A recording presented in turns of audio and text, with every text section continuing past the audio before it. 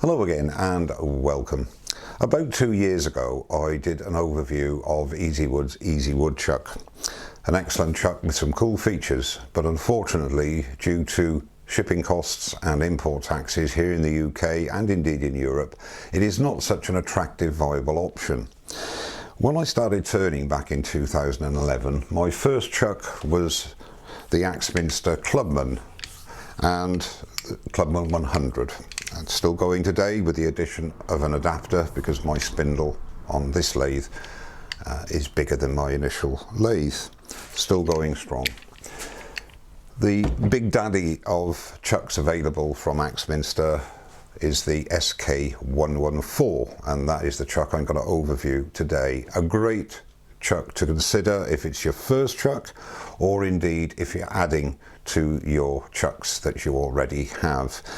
Fully backward compatible with all the jaw sets from the Axminster range, so if you have already invested in a chuck and you have various jaws, fear not, they will fit on the SK114 as well. So we'll get up close and personal now and go through the SK114 4-jaw scrolling chuck from Axminster. Axminster do a chuck package, and as you notice here you get a 5-year guarantee, and in the box there is the chuck body, a set of the dovetail C jaws including the jaw carriers. You get a woodworm screw, and I'll go through the application of these in a little minute, and also a faceplate ring, and under there is the chuck key, and in this package here are 2 Allen keys, and I'll show you what they're used for. The advantage of getting a package is that all these items here, if purchased separately, would cost you £30 more. So if you go for the package, whether it be your first chuck or indeed if it's an addition to your current chucks, it's worthwhile considering going for the package because you do get a significant saving. Now, when assembling the chuck, each jaw is numbered, and that corresponds to a number on the chuck body. So when attaching your jaws, it's important to follow a certain pattern.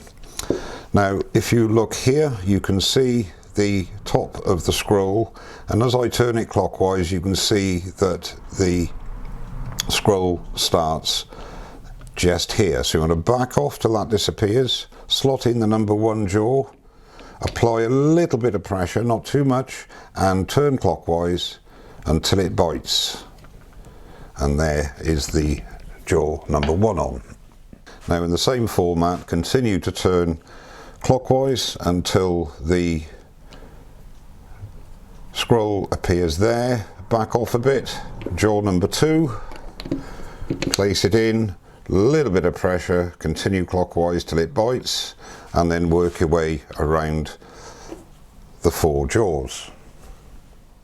Now you can also see either side here 2 holes, and in those holes are grub screws, and those grub screws are for tightening onto your register of your spindle should you want to reverse sand.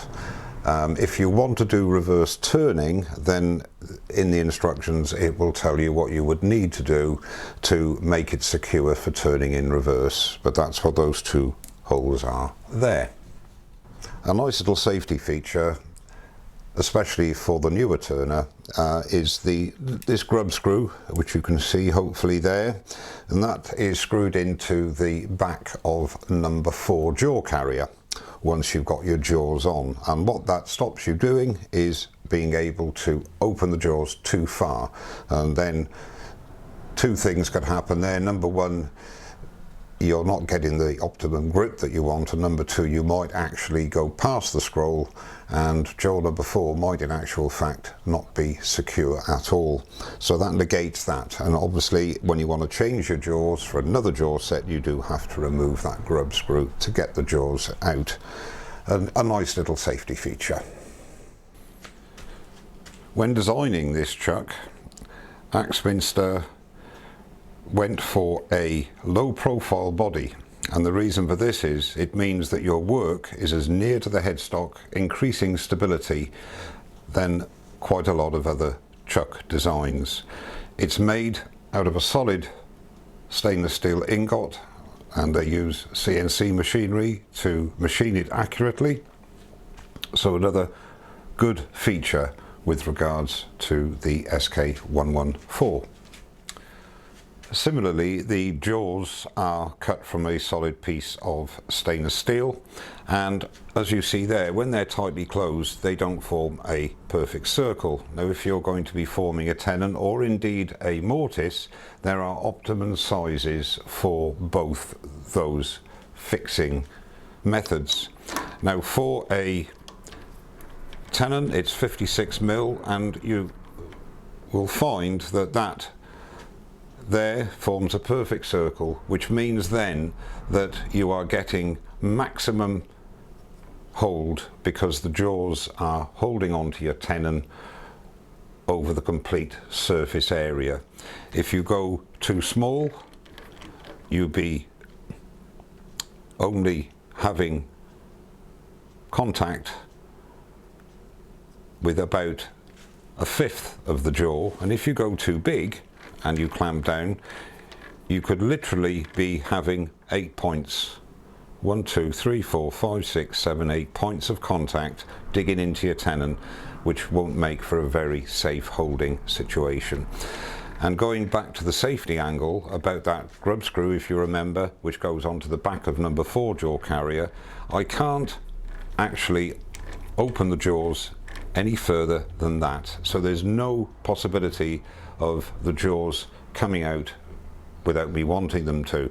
You do have to remove that grub screw, as I said, to change the jaw set, but you wouldn't or shouldn't have the jaws that wide anyway, because number 4 jaw is just about ready to pop off. So you've only got one part of the scroll giving you holding power there, which is not very safe. That's why it's right down here, and this is obviously for the newer turner, which gives you maximum holding power, and it's around there, around the 56mm for a tenon. Moving on to the woodworm screw, those screws are interchangeable. You can get smaller ones, and you merely undo a grub screw in there, and you can take that out and then put in a different size screw, which are available as accessories. Now this fits into your C jaws, and you tighten down, and you can see there that we're at that point where we've got nothing protruding around the chuck, and that is the ideal size of a tenon. And you can see there that everything is nice and touching on every jaw, and that this is, you would have put a hole in your blank, and then that merely screws on. I won't do it all the way. Make sure always that the front of the jaws, that the face plate here, the part of that woodworm screw, is tight up against the back of your blank to give maximum stability. And then of course, when you formed your tenon, then all you need to do is to remove the woodworm screw and place your blank in tenon that you formed. Now the other thing is, as I explained, the faceplate. Now the faceplate ring,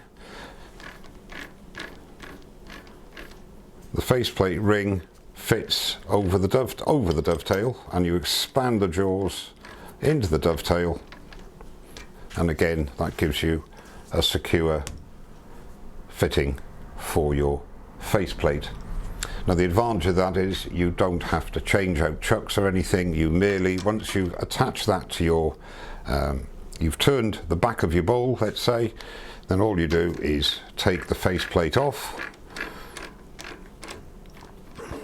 and then attach your blank to either the tenon or the dovetail that you formed.